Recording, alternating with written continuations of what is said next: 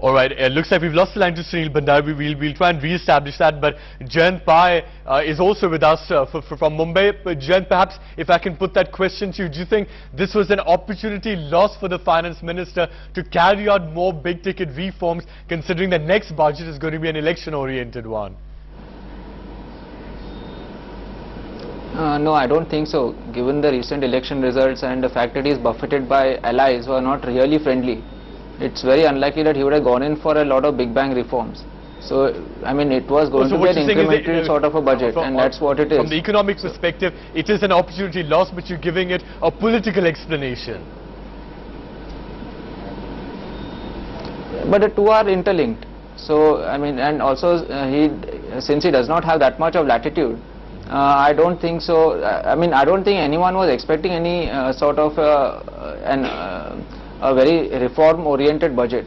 But yeah, and today a lot of the reform is actually happening outside the budget framework. So let us hope that some reforms will be, announced over the next financial year. So even if this budget is disappointing in that sense, if the UPA is serious about reform, they can announce reforms even during the course of the year. So let's hope that happens. How worried one more thing is, since at least he's given some.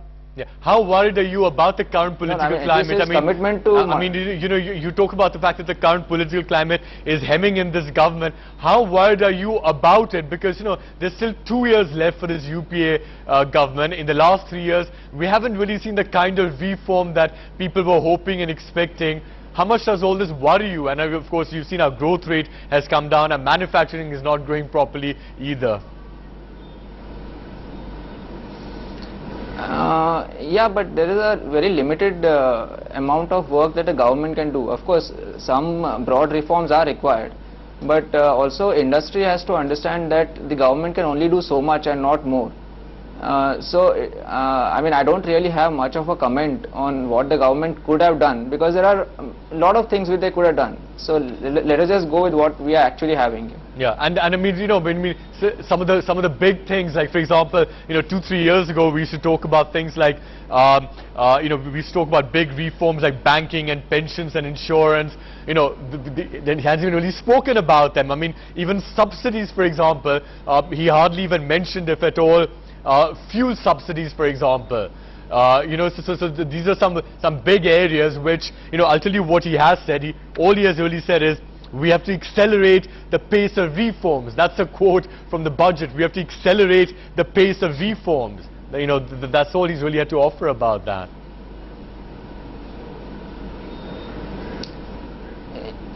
Yeah, but I mean, I would not like to dwell too much on what could have been.